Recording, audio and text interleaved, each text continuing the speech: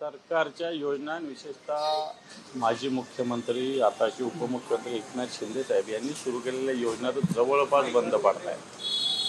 आता मला जो लाडका भाऊ योजना सुरू केली होती त्याच्या काही मुलांचा फोन आला, ठाण्यात त्यांचं आज आंदोलन आहे, योजना पूर्णपणे ठप्प झालेली आहे। लाडकी बहीण योजनेचं सुद्धा मला असं वाटतं जी संख्या आधीची होती ती आता 50% आली आणि येणाऱ्या काळात ती आणखी 5-10% येईल अशा प्रकारची स्थिती आहे।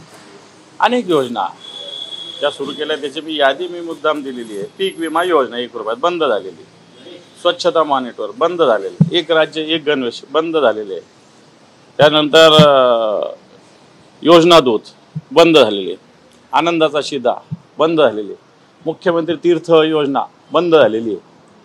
मंडळ केले होते यांनी बरेच जातीच्या नावावर, परशुराम आर्थिक विकास मंडळ, हे मंडळ ते मंडळ, एकाही मंडळाला 1 रुपया सुद्धा निधी नाही, नुसतं मंडळ स्थापन केलेले।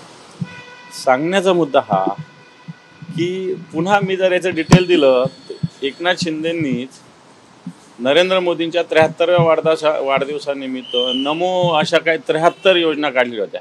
या 73 पैकी 3 सुद्धा सुरू नाही आहे। आणि म्हणून सांगण्याचा मुद्दा हा की सरकार नुसतं योजना जाहीर करतं, केंद्र सरकारच्या भंपकबाजीच्या पुढे आता राज्य सरकारची भंपकबाजी केलेली आहे।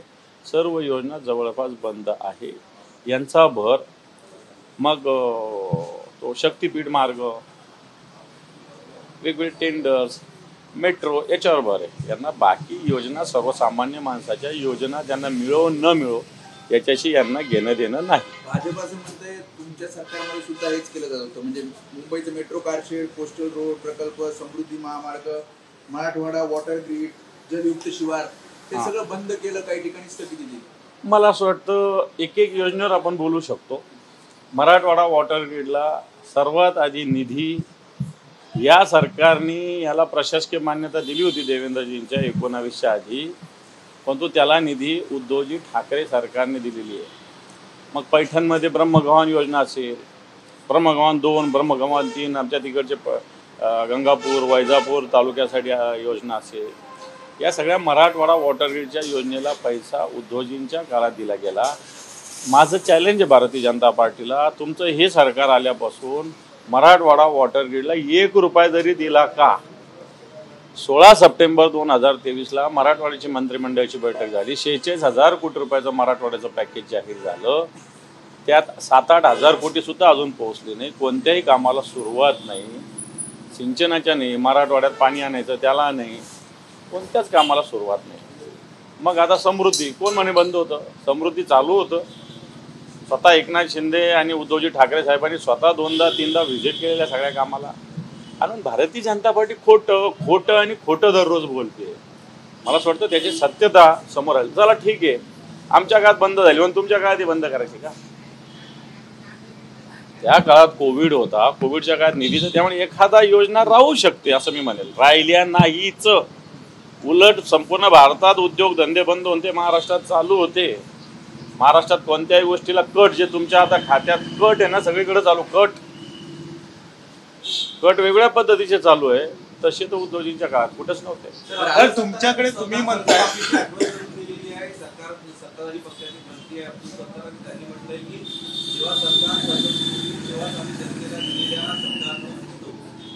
अब्दुल सत्तार काय खोटं बोलले?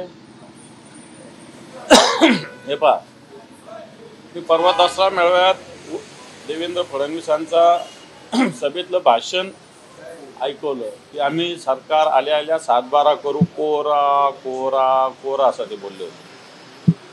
मग आता हे कोरा करा म्हणणं हे काही चूक आहे का?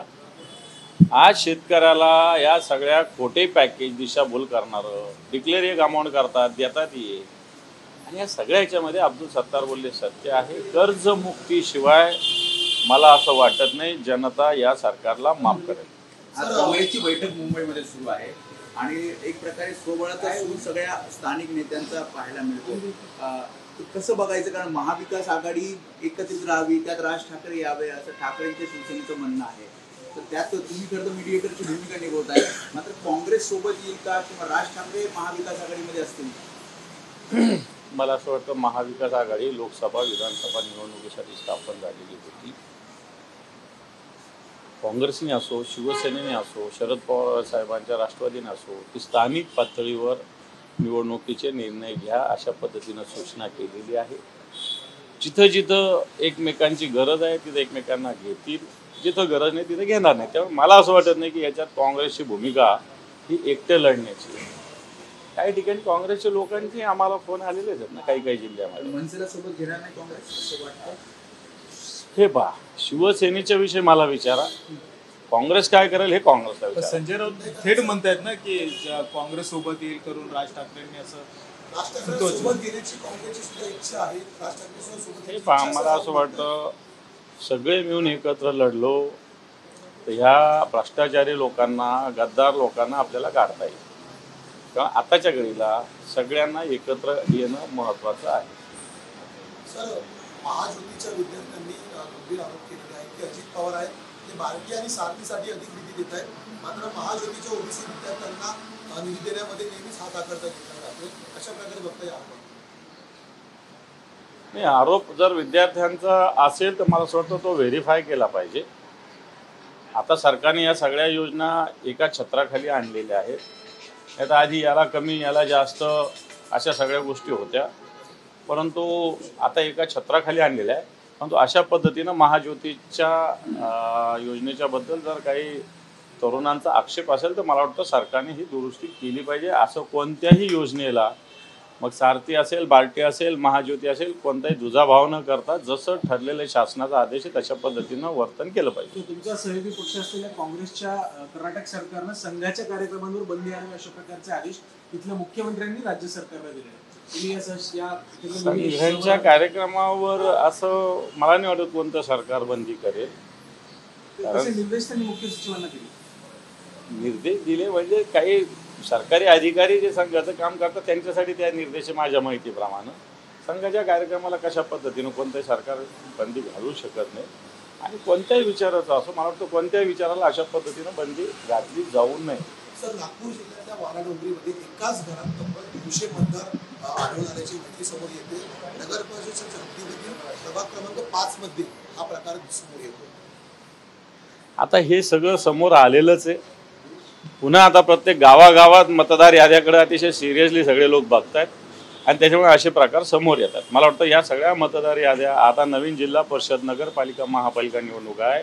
निवडणूक आयोगानं खऱ्या अर्थानं या सगळ्या विषयामध्ये बारकाईनं लक्ष देण्याची आवश्यकता आहे आणि कार्यकर्त्यांनी सुद्धा सगळ्या पक्षाच्या जागरूक राहण्याची गरज आहे. सर, लाडक्या बहीण योजनेमध्ये आता ती KYCची अट खूप जाचक करताना पाहायला मिळते महिलांना, विशेष करून ज्यांचे पती आणि वडील हयात नाही आहेत अशांना पुन्हा दाखले मिळवून ही KYC येताना अडचणीचा सामना करावा लागतो. मी या विषयाची माहिती घेतली. महिलांना लग्न झालं, विवाहित महिलांना आपल्या सासरकडचं पण आधार कार्ड घेऊन KYC करावं लागतं. नंतर माहेरच्या पण वडिलांच्याकडचं सुद्धा आधार कार्ड घेऊन KYC करावं लागतं. मला वाटतं हा प्रकार अतिशय चुकीचा आहे. हा प्रकार अतिशय चुकीचा आहे.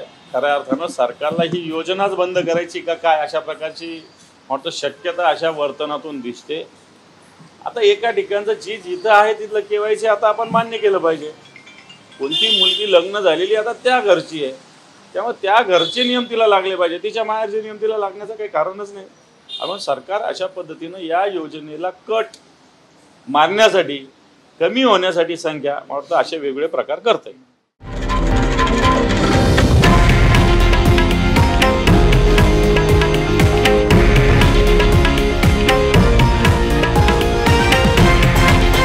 हे आहे देशातील नंबर 1 न्यूज नेटवर्क आणि आपण पाहत आहात TV9 मराठी, एकमेव.